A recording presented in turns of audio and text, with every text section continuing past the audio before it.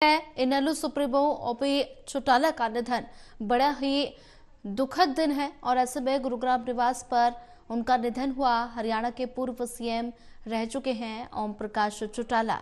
तो ऐसे में इनेलो सुप्रीमो ओम प्रकाश चौटाला का निधन हुआ।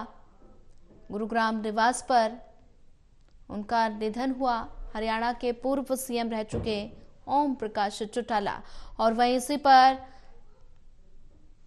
हमारे साथ ज्यादा जानकारी साझा करने के लिए डॉक्टर महेश एसोसिएट एडिटर जुड़ चुके हैं। महेश, इनेलो सुप्रीमो ओम प्रकाश चौटाला का निधन हुआ है। गुरुग्राम निवास पर उनका निधन हुआ और ऐसे में भूपेंद्र सिंह हुड्डा ने भी उन्हें भावपूर्ण श्रद्धांजलि अर्पित की है।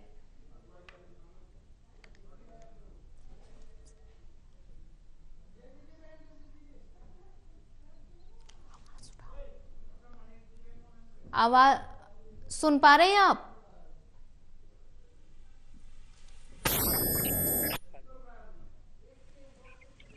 हेलो जी डॉक्टर महेश, सुन पा रहे हैं आप?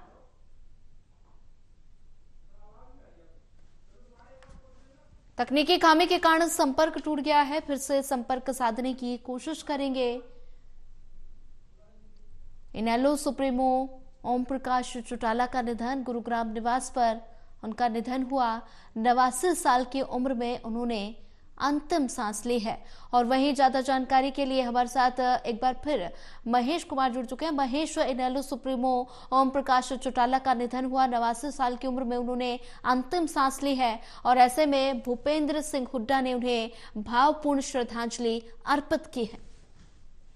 देखिए, बिल्कुल हरियाणा की राजनीति में वरिष्ठतम नेता के रूप में, सबसे बड़े कमेरे के नेता के रूप में पहचाना जाता था ओम प्रकाश चौटाला को। और पीढ़ियों से ऐसे लोग हैं जो पहले जनता दल, उसके बाद इंडियन नेशनल लोकदल यानी देवीलाल के वक्त से ओम प्रकाश चौटाला की राजनीतिक पार्टी के साथ वो चल रहे थे। एक तरीके से भगवान का दर्जा इंडियन नेशनल लोकदल के कार्यकर्ता अपने सुप्रीमो ओम प्रकाश चौटाला को दिया करते। और ओम प्रकाश चौटाला की छवि का जिक्र किया जाए तो एक सख्त प्रशासक की छवि जो है ओम प्रकाश चौटाला की थी। और ओम प्रकाश चौटाला को लेकर कहा जाता है कि बतौर मुख्यमंत्री कोई अधिकारी किसी काम के लिए ओम प्रकाश चौटाला को ना नहीं कर सकता था और अपने कार्यकर्ताओं को एक अलग ही ऊंचाई देने की कोशिश ओम प्रकाश चौटाला की तरफ से की जाती थी।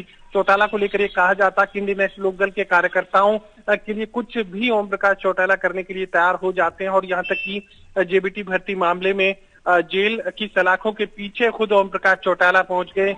लगातार अपने कार्यकर्ताओं को आगे बढ़ाने की कोशिश इंडियन नेशनल लोकदल सुप्रीमो किया करते। और यहाँ तक उनके बारे में कहा जाता है कि अपने कार्यकर्ताओं के छोटे से छोटे कार्यकर्ता को किस तरीके से आगे लाया जा सकता है, किस तरीके से उसे मजबूत किया जा सकता है, सामाजिक प्रतिष्ठा किस तरीके से इंडियन नेशनल लोकदल के कार्यकर्ताओं की बढ़ाई जा सकती है, इसको लेकर ओम प्रकाश चौटाला हमेशा ही संजीदा रहे। वो लगातार ये कोशिश करते रहे कि किस तरीके से वो अपने कार्यकर्ताओं का जो हौसला है वो लगातार बढ़ाए रखें। हालांकि परिवार में बिखराव के बाद जरूर एक मुश्किल वक्त का सामना ओम प्रकाश चौटाला और उनकी पार्टी को करना पड़ा था, जब ओम प्रकाश चौटाला और डॉक्टर अजय सिंह चौटाला जेबीटी भर्ती मामले में जेल की सलाखों के पीछे पहुंच गए। उसके बाद पार्टी को संभालने का काम अभय सिंह चौटाला की तरफ से किया गया था।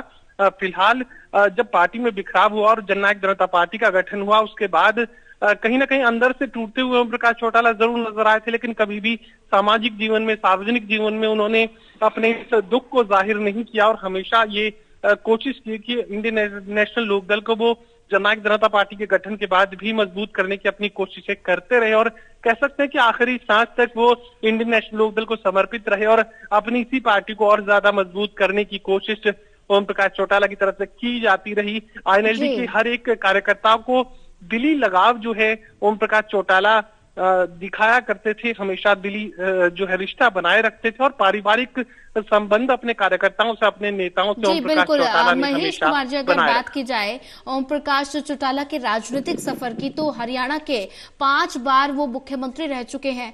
तो ये समझा जाए कि राजनीतिक सफर जो है उनका काफी दिलचस्प रहा। 5 बार मुख्यमंत्री रह चुके, तो एक युग का अंत हुआ है।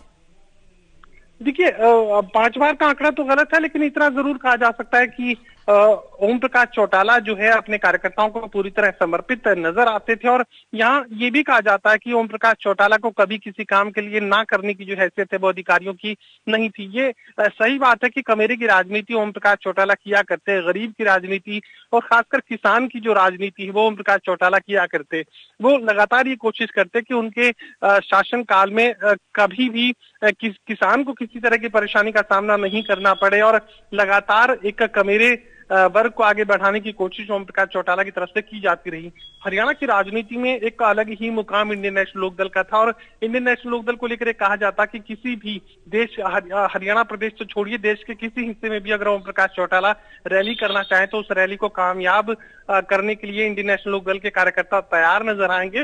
और ये हुआ भी। हमने देखा कि इंडियन नेशनल लोकदल लगातार हाशिए पर जाती रही। 10 साल का भूपेंद्र सिंह हुड्डा का शासनकाल और उसके बाद मनोहर लाल और उसके बाद नायब सिंह सैनी, लगातार जो है करीब 20 सालों का लंबा इंतजार। और 20 सालों के लंबे इंतजार के बाद भी इंडियन नेशनल लोकदल के कार्यकर्ताओं के हौसले को खड़ा रखने का काम अगर किसी ने किया तो ओम प्रकाश चौटाला की तरफ से वो काम किया गया। ओम प्रकाश चौटाला, इसीलिए मैंने कहा कि संगठनकर्ता के रूप में उनका कोई सानी हरियाणा प्रदेश की राजनीति में नहीं था। और यही वजह है कि भावभीनी श्रद्धांजलि यहाँ पर न सिर्फ इंडियन नेशनल लोकदल के नेताओं की तरफ से दी जा रही है बल्कि हरियाणा प्रदेश की राजनीति और देश के तमाम जो दिग्गज राजनीतिक चेहरे हैं वो भावभीनी श्रद्धांजलि अर्पित कर रहे हैं स्वर्गीय ओम प्रकाश चौटाला को। जी महेश कुमार जी, ज्यादा जानकारी साझा करने के लिए आपका धन्यवाद।